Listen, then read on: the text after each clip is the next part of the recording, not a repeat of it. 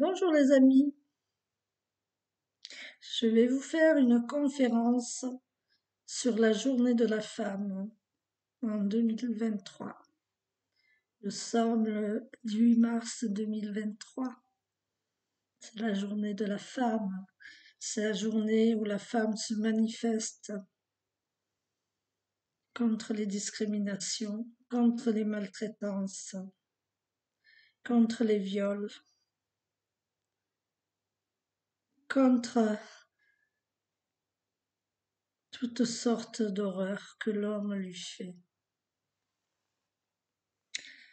Je vais vous parler de la libération du droit de la femme africaine. Un bref aperçu des droits des femmes de 1945 à nos jours. La discrimination parmi d'autres. 60% des femmes africaines sont dans le secteur agricole en Afrique, mais elles ne disposent pas de titre foncier, à l'accès à la propriété, ou très peu. C'est toujours l'homme qui a le pouvoir. Les seules femmes qui s'opposent peuvent faire l'objet de violences physiques et sexuelles. Des dispositifs en matière de droits civils et politiques, d'intégrité physique et psychologique, de santé sexuelle et reproductive, de non-marginalisation sont encore en cours d'émancipation économique, symbolise l'engagement des États africains à mettre un terme aux discriminations, aux violences, aux stéréotypes de ce genre qui font l'encontre des femmes. La femme africaine souffre beaucoup. Dès sa puberté, ça commence. Alors j'espère qu'en ce 8 mars 2023, elles auront la joie d'être exaucées, d'être entendues. Maintenant, je vais vous parler des femmes maghrébines. Les femmes maghrébines, avec d'autres militantes nord-africaines, elles prennent alors conscience de la nécessité de se réunir entre elles. C'est une bonne chose. On peut voir la misogynie qu'il peut y avoir dans nos communautés et on crée des espaces de non-mixité. L'homme d'Afrique du Nord n'accepte pas que les femmes s'émancipent. C'est pour cela qu'il utilise la religion pour la cadrer. Si elle se rebelle, ils utilisent la violence physique, sexuelle, jusqu'à la tuer ou la démembrer. Comme nous avons vu dernièrement cette belle femme à Paris qui a été démembrée par son mari.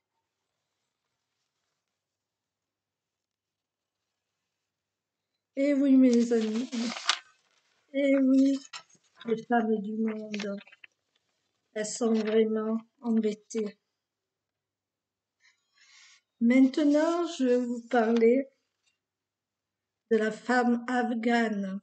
On n'en parle plus de la femme afghane. On parle beaucoup de l'Ukraine, mais pas de la femme afghane qui continue à souffrir. Les droits des femmes en Afghanistan sont menacés. Il y a eu la suppression des ministères féministes, la non-mixité à l'université. Les talibans menacent de plus en plus les droits des femmes. Les femmes sont bafouées, maltraitées.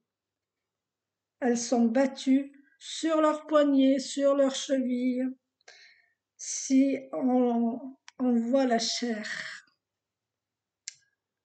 Ou si elles ne portent pas de chaussettes suffisamment opaques. ou si elles ne sont pas accompagnées d'un homme, si elles sortent. Elles sont souvent lapidées. Là, on voit la jalousie des hommes envers les femmes. Je vais vous parler maintenant de la femme en Arabie Saoudite. Elles sont toujours soumises au contrôle de leur père, de leur mari, de leurs frères et même de leur fils. De nos jours, elles peuvent passer le permis et conduire sans l'accord de leur tuteur. Ça, c'est un petit progrès. Elles n'ont pas le droit de faire des études sans l'accord de leur tuteur. Depuis 2015, les femmes ont le droit de voter et l'éligibilité aux élections municipales. Cela fait suite au mouvement du printemps arabe.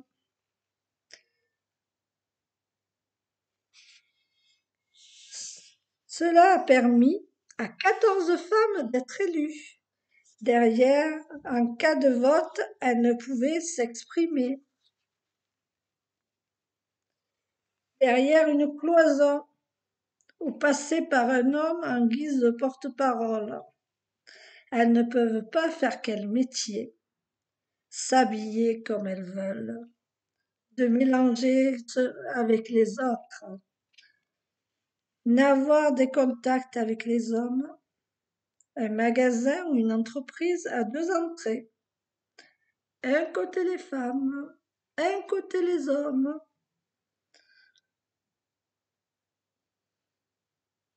Certains transports, lieux publics, sont interdits pour les femmes, sauf sur certains horaires.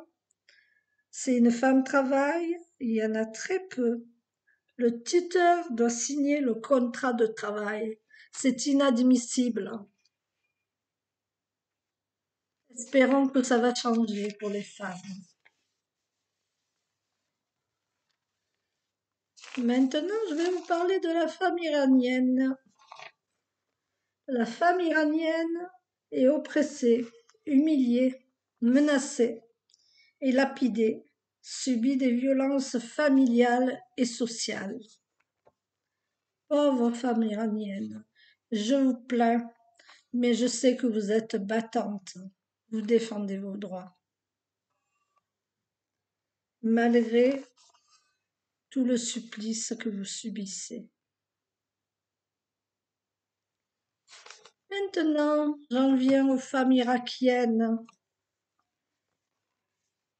Les femmes comptent parmi les personnes les plus vulnérables.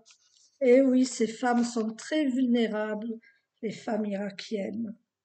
En particulier, les femmes chefs de famille, veuves, les épouses de détenus ou les femmes que leur mari a disparu.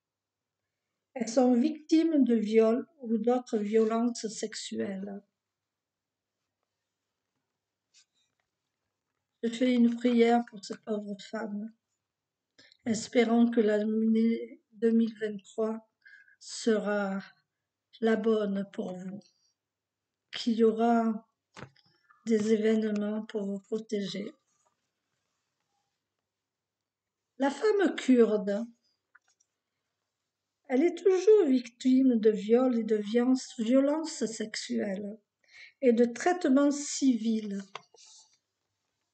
Pauvre femme kurde. Les Kurdes, c'est un peuple qui souffre.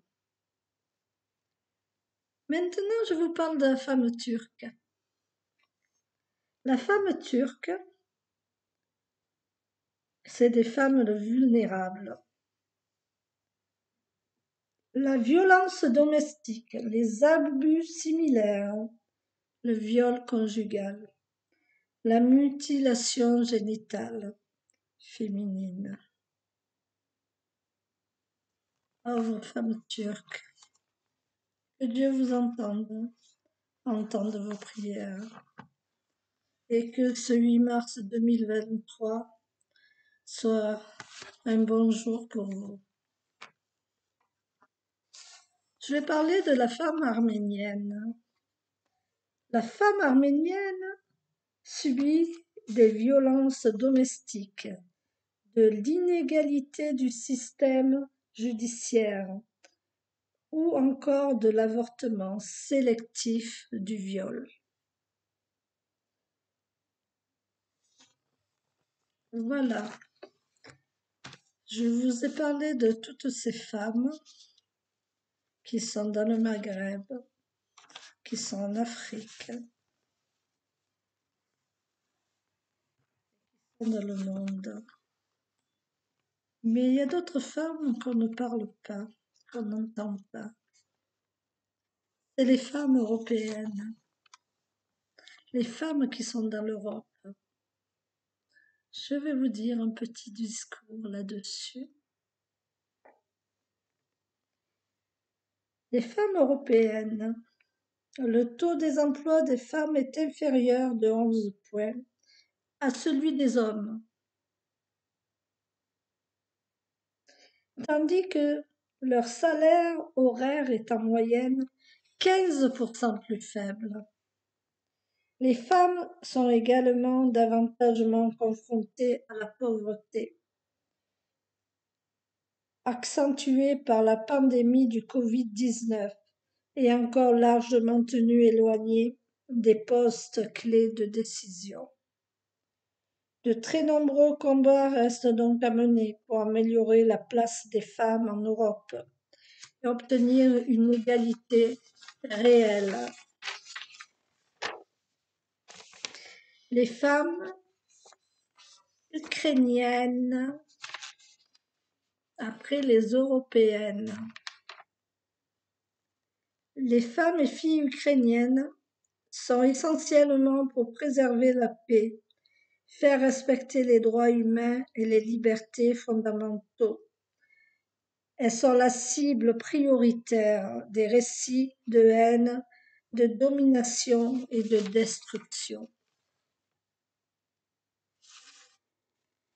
Voilà mes amis, ma vidéo sur ces femmes que je tenais à parler parce qu'elles me tenaient vraiment mon âme et mon cœur saignent et saignaient pour eux. Je leur ai dit, gardez votre combat. Tous les 8 mars, manifestez-vous. Luttez, battez-vous. Et vous aurez gain de cause un jour. Au revoir.